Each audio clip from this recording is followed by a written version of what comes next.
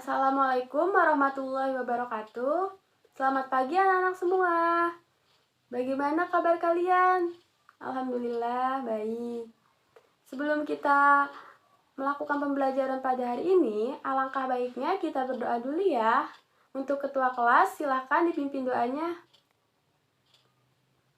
Baik, terima kasih untuk ketua kelas telah memimpin doa.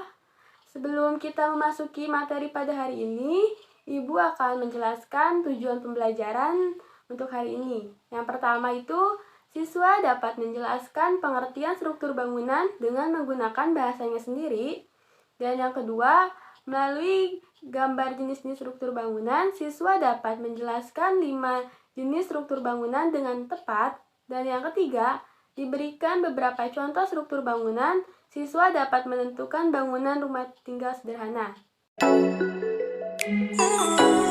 Langsung saja ya, kita mulai pembelajaran hari ini untuk pertemuan pertama, yaitu dengan mata pelajaran dasar-dasar konstruksi bangunan, dan kompetensi dasarnya yaitu menganalisis jenis dan fungsi struktur bangunan berdasarkan karakteristik. Dengan indikator pencapaian kompetensi atau IPK ada 3. Yang pertama yaitu menyebutkan jenis-jenis struktur bangunan berdasarkan karakteristiknya, dan yang kedua menjelaskan jenis-jenis struktur bangunan, dan yang ketiga merencanakan bangunan rumah tinggal sederhana. Nah, kita lanjut ke materi pada pertemuan pertama ini. Materi yang akan dibahas ada 4. Yang pertama itu ada pengertian struktur bangunan, yang kedua jenis-jenis struktur bangunan, yang ketiga elemen struktur bangunan, dan yang keempat fungsi struktur bangunan. Pertama ada pengertian struktur bangunan. Nah, ini adalah pengertian dari struktur bangunan. Struktur bangunan adalah bagian-bagian dari sebuah bangunan yang membentuk bangunan tersebut. Bagian struktur bangunan tersebut mulai dari pondasi, balok, rangka, pelengkung, dinding, dan lain-lainnya. Struktur-struktur ini berfungsi untuk mendukung elemen-elemen konstruksi lain seperti interior dan arsitektur bangunan. Elemen-elemen struktur rangka bangunan memang memiliki fungsi berbeda, tetapi tujuannya tetap sama. Selanjutnya, yang kedua ada jenis-jenis dari struktur bangunan. Untuk jenis-jenis struktur bangunan ini dibagi menjadi 3 jenis. Yang pertama ada struktur bawah bangunan, yang kedua struktur tengah bangunan, dan yang ketiga ada struktur atas bangunan. Nah, untuk struktur bawah bangunan adalah bagian-bagian bangunan yang terletak di bawah permukaan tanah. Contohnya adalah fondasi, basement, dan slope. Yang kedua ada struktur tengah bangunan. Bagian struktur tengah berada di antara tanah dan atap. Ini termasuk dinding, kolom, dan lain-lainnya. Dan yang ketiga ada struktur atas bangunan. Untuk bagian struktur yang paling atas berfungsi sebagai penopang atap yang berbentuk memanjang ke atas. Contohnya itu seperti pondasi, kerangka, dan lainnya. Maaf, untuk contohnya itu bukan pondasi, ada kerangka, atap, dan lainnya. Nah, ini adalah gambar dari jenis-jenis struktur bangunan. Yang pertama untuk bagian bawah itu ada pondasi, urugan tanah, dan balok beton. Dan untuk bagian tengah itu ada jendela, tembok, balok cincin, pintu, dan termasuk kolom, dan balok juga termasuk dari bagian tengah. Dan untuk bagian atas itu ada rangka atap atau kerangka atap. Nah, selanjutnya untuk yang ketiga ini ada elemen struktur bangunan. Elemen struktur bangunan ini ada 9. Yang pertama ada kolom. Kolom adalah batang tekan vertikal yang memikul beban seluruh bangunan. Bagian ini adalah perpaduan antara besi dan beton. Yang kedua ada balok. Jika kolom adalah rangka penguat vertikal, maka balok adalah rangka penguat horizontal. Balok berfungsi sebagai pengikat kolom dan dudukan untuk lantai atas dan atap. Yang ketiga ada rangka batang. Rangka batang adalah sebuah kerangka yang terbuat dari rangkaian batangan besi dan berbentuk segitiga. Biasanya rangka batang di sebuah rumah ditemukan di atap. Yang keempat ada rangka bangunan. Secara umum, struktur rangka bangunan merupakan struktur pendukung utama pada sebuah bangunan. Kolom, sluf, dan balok merupakan bagian dari keseluruhan kerangka bangunan. Fondasi merupakan bagian bangunan yang berhubungan langsung dengan tanah. Fondasi juga menopang kerangka bangunan dan bagian bangunan lainnya yang ada di atasnya. Dan yang keenam itu ada sluf. Sluf adalah struktur bangunan yang menguat lantai pertama dengan fondasi seperti kolom dan balok. Sluf itu harus bersifat kuat.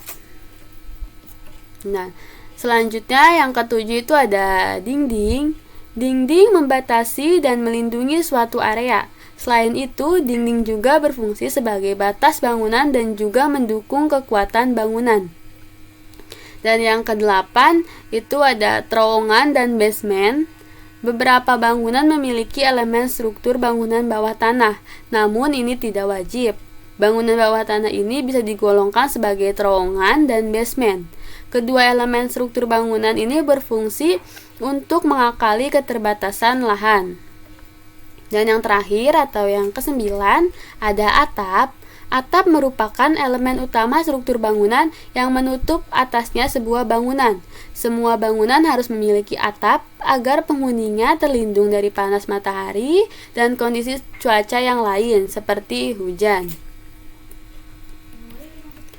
Nah, berikut adalah gambar dari sistem struktur dan beban. Struktur itu harus mampu menahan dan menyalurkan beban yang ada ke pondasi, yaitu ada dimensi elemen, mutu elemen, geometri dan sistem. Nah, ini ada bagian dari pondasi dan dinding basement itu ada tekanan air, ada gempa, tekanan tanah, dan tekanan air. Nah, ini ada plat lantai, ada kolom, dan ada dinding geser, balok, dan ini beban gravitasi. Dan yang sebelah sebelah kiri ada beban angin. Nah, selanjutnya yaitu ada fungsi struktur bangunan. Apa sih fungsi struktur bangunan itu? Nah, fungsi utama dari struktur bangunan sebenarnya untuk mendukung keberadaan elemen-elemen konstruksi lain seperti tampak, interior, dan arsitektur bangunan hingga membentuk suatu kesatuan. Oleh karenanya, meski memiliki tujuan yang sama, elemen-elemen yang terkandung pada struktur bangunan memiliki fungsi dan kegunaannya masing-masing. Berikut adalah syarat bangunan dikatakan baik untuk digunakan. Yang pertama, mampu memikul beban yang telah ditentukan. Yang kedua, memenuhi persyaratan keselamatan, memperhitungkan adanya gempa. Yang ketiga, struktur bangunan direncanakan secara detail. Yang keempat, harus kuat dan awet dalam artian tidak mudah rusak. Yang kelima, fungsional, dalam arti bangunan yang dibangun tersebut harus ada fungsinya. Dan yang terakhir, indah, dalam arti bentuknya enak dipandang. Dan yang terakhir ini ada higienis, dalam arti sirkulasi dan udara cukup agar penghuni pun merasa nyaman. Nah, jadi sebelum kita mau membangun suatu bangunan rumah sederhana, kita harus mengetahui apa sih syarat-syarat bangunan itu dikatakan baik dan aman dan kokoh untuk dibangun. Nah, berikut adalah video animasi struktur bangunan. Dipahami ya anak-anak semua?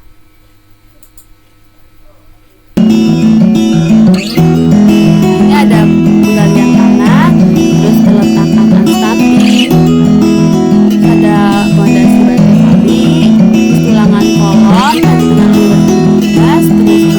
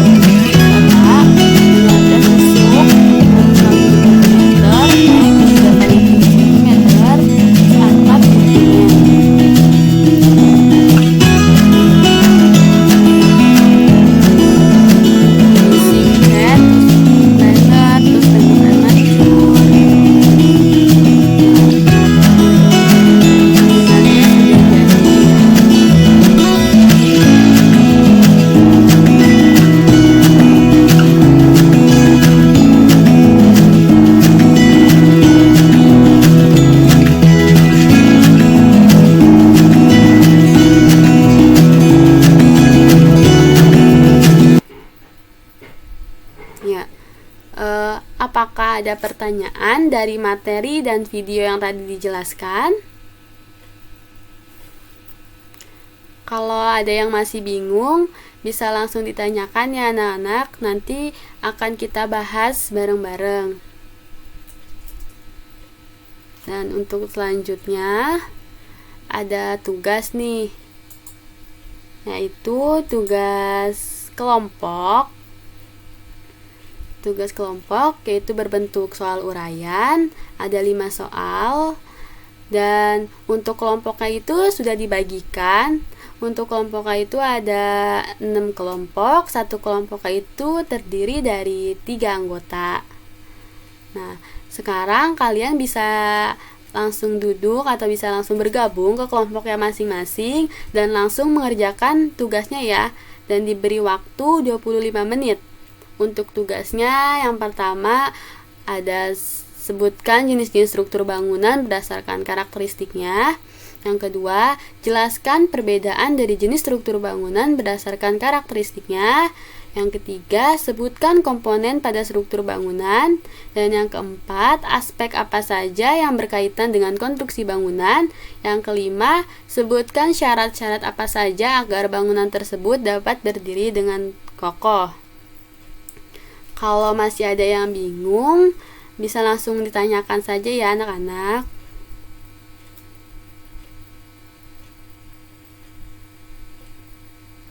Nah, setelah selesai mengerjakan, kita akan lanjut ke presentasi tiap kelompok. Jadi, setiap kelompok ini memaparkan jawabannya dan akan kita bahas bersama-sama.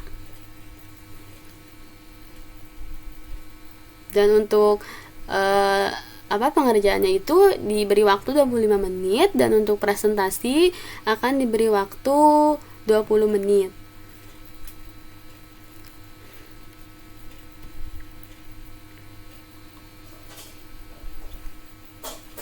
Alhamdulillah, pembelajaran hari ini sudah selesai. Tetap semangat ya semua dan semakin rajin belajarnya.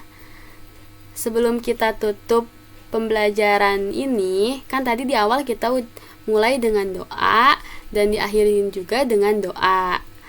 Yuk kita mulai berdoa menurut agama dan kepercayaannya masing-masing. Berdoa dimulai.